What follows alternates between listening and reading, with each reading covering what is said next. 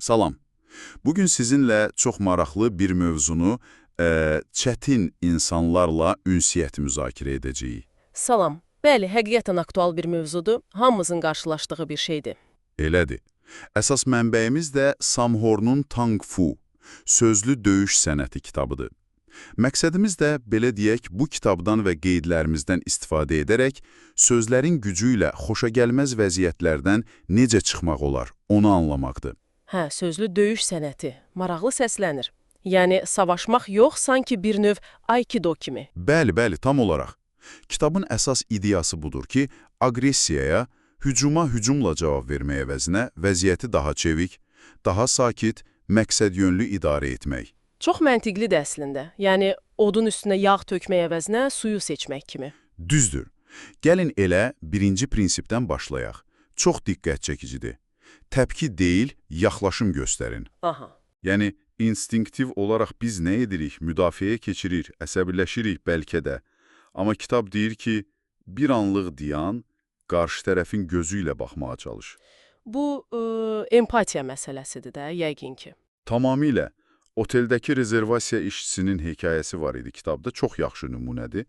Balay ayından gəlmiş yorğun əsəbi bir cütlük, otaqlara hazır deyil. İşçi əvvəl hirslənir, müdafiəyə keçmək istəyir. Hə, başa düşüləndir, təzyiq altındadır yəqin. Amma sonra bir anlıq fikirləşir. Mən də bu qədər yol gəlsəydim, yorğun olsaydım necə hiss edərdim? Bax bu sual, bu empatiya anı hər şeyi dəyişir. Bəli, bu çox önəmli məqamdır, çünki empatiya təkcə qarşı tərəfi sakitləşdirmir, əslində bizim özümüzə də kömək edir. Sakitliyimizi qorumağa, vəziyyətə daha aydın baxmağa. Düzdür. Öz reaksiyalarımızı idarə etmək üçün bir fürsət yaranır sanki. Hə, Virginia Satir'in o sözü yadıma düşdü.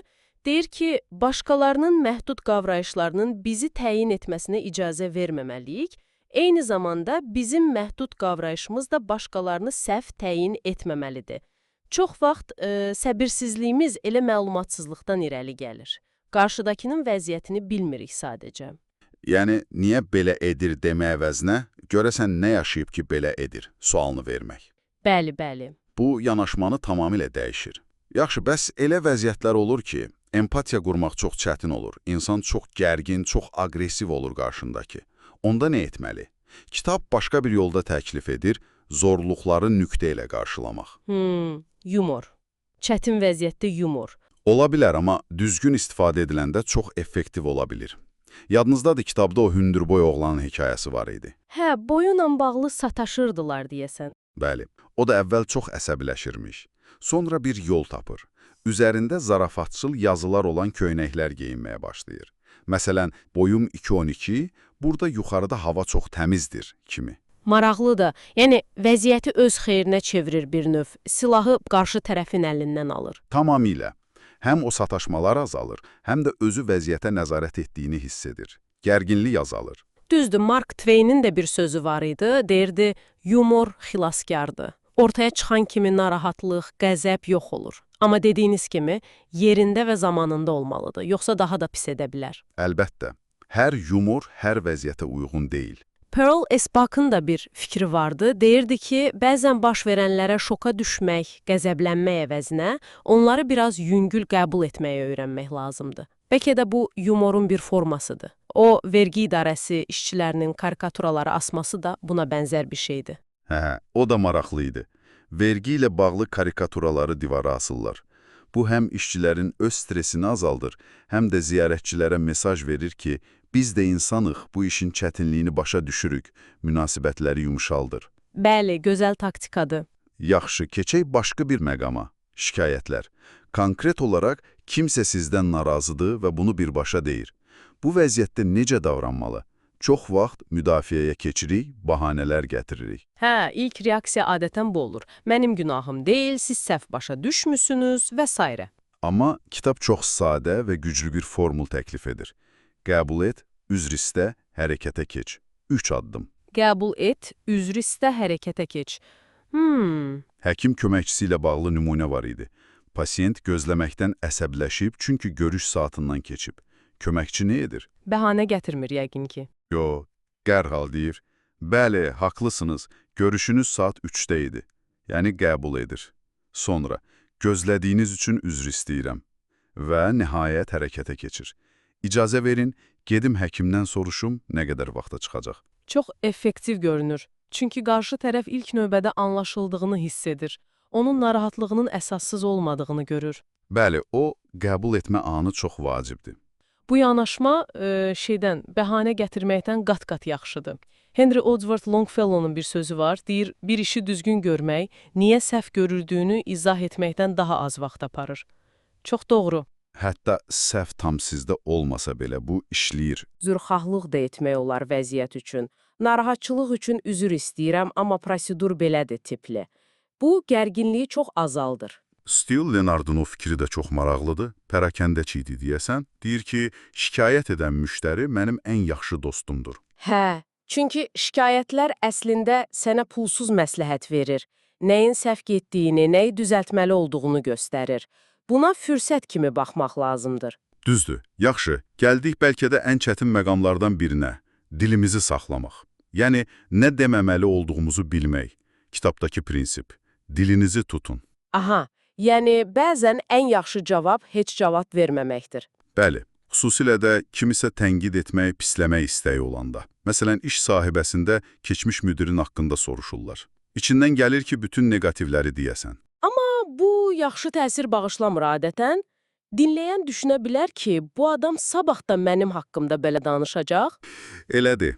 William Durant'ın sözü də tam yerinə düşür. Başqaları haqqında pis danışmaq, özümüzü tərifləməyin şərəfsiz bir yoludur. Çox dərin fikir. Deməli, susmaq daha hörmətli bir davranışdır bəzən. Amma təkcə susmaq yox, həm də hansı sözləri seçdiyimizə diqqət etməliyik, elə deyilmi? Bəli, məsələn, amma sözü. Çox işlədirik. Amma kitab deyir ki, bu söz çox vaxt mübahisə yaradır. Necə yəni?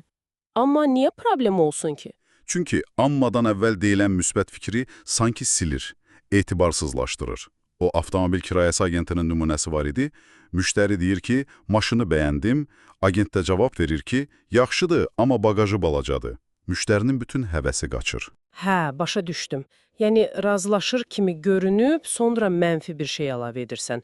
Bu, müdafiə reaksiyası yarada bilər və bağlayıcısı bəlkə daha yaxşıdır bəzən. Yaxşıdır və bagajı da kompaktdır kimi. Ola bilər. Ya da ümumiyyətlə, negativi başqa cür ifadə etmək. Başqa bir zərərli ifadədə etməliydin və ya gərək belə edəydin. Bəli, keçmişə yönəlik ittihamlar. Heç bir faydası yoxdur. Çünki keçmişi dəyişmək olmur, sadəcə qarşı tərəfi pis hiss etdirir. Kitabdakı o beysbol oyunu səhnəsi yadımdadır. Ata oğluna qışqırır ki, gərək topu tutaydın. Amma bunun uşağa nə faydası var? O, onsuz da səhv etdiyini bilir və pis hiss edir. Düzdür. Əvəzinə bəlkə gələn dəfə nəyi fərqli edə bilərik kimi bir sual vermək, yəni gələcəyə və həll yoluna fokuslanmaq daha konstruktivdir. Səhvdən dərs çıxarmağa kömək etmək. Hə, bir də problem sözünün özü. Kitab deyir ki, bu sözdən mümkün qədər qaçmaq lazımdır. Problem sözündən. Niyə ki? Axı bəzən həqiqətən problem olur. Sözün özündə negativ bir yük var deyə. İnsanlar problem eşidəndə dərhal gərginləşir, müdafiəyə keçir. O gül dükanı sahibi Katrin və əri Harry'nin hekayəsi var idi. Əri işdəki çətinlikləri problem adlandıranda Katrin narahat olurdu. Hə, xatırladım. Katrin təklif edirdi ki, problem əvəzinə sadəcə vəziyyəti təsvir etsinlər. Məsələn, sifarişləri çatdırmaqda çətinliyimiz var. Demək, problemimiz var deməkdən daha az həyəcan yaradır. Və diqqəti problemdən çox həll yoluna yönəldir. Bu vəziyyəti necə həll edək? Sualını verməyə sövq edir. Çox maraqlı yanaşmadır. Sözlərin gücü həqiqətən böyükdür. Deməli, bütün bu müzakirədən çıxan əsas nəticə nədir? Məncə odur ki, bu sözlü döyüş sənətində məqsəd qarşı tərəfi məğlub etmək, udmaq deyil. Yox, əsla. Məqsəd vəziyyəti məharətlə idarə etməkdir. Özümüzə və münasibətlərə zərər vermədən. Bəli, reaktiv, yəni anında instinktiv reaksiya vermək əvəzinə daha proaktiv, daha düşünülmüş, daha empatik davranmaq. Tamamilə razıyam. Bu əslində bir növ zehni intizam tələb edir. İnsan özünü, öz reaksiyalarını idarə etməyi öyrənməlidir. Bu da bir bacarıqdır, zamanla inkişaf edir. Bilirsiniz, bizim Zehinpod platformasında da məhz bu cür zehni bacarıqların inkişafına yönəlik məzmunlar olur. Özünü dərk, emosional zəka kimi mövzular var. Həqiqətən də bu cür ünsiyyət bacarıqları birbaşa bizim zehni vəziyyətimizlə, düşüncə tərzimizlə bağlıdır. Bəli, bəlkə də dinləyicilərimiz üçün son bir düşüncə kimi bunu deyə bilərik. Charles Darwinin bir fikri var. Deyir ki, əxlaqi mədəniyyətin ən yüksək mərhələsinə o zaman çatırıq ki, düşüncələrimizi idarə etməli olduğumuzu anlayırıq. Bugün danışdığımız bu texnikaları, yanaşmaları nəzərdən keçirəndən sonra, bəlkə də hər birimiz özümüzə sual verə bilərik. Mən öz ünsiyyətimdə hansı kiçik dəyişikliyi edə bilərəm? Bu sözlü Aikido texnikalarından hansı mənim üçün daha faydalı ola bilər? Həqiqətən düşünməyə dəyər. Hansı vəziyyətlərdə daha çox çətinlik çəkirik və bu prinsiplərdən hansını tətbiq etməyə başlaya bilərik, kiçik addımlarla başlamaq olar yəqin ki. Əlbəttə, məqsəd birdən-birə usta olmaq deyil, tədricən bu bacarıqları həyatımıza inteqrasiya etməkdir. Gözəl. Çox faydalı bir söhbət oldu. Ümid edirəm dinləyicilərimiz üçün də maraqlı və düşündürücü oldu. Əgər bugünkü müzakirəmiz xoşunuza gəldisə və bu cür dərin təhlillərin davamını görmək istəyirsinizsə, kanalımıza abunə olmağı və videomuzu bəyənməyi unutmayın. Sizin dəstəyiniz bizim üçün çox önəmlidir. Bəli, şərhlərdə də öz fikirlərinizi, təcrübələrinizi bizimlə bölüşə bilərsiniz. Növbəti görüşlərədək. Sağ olun.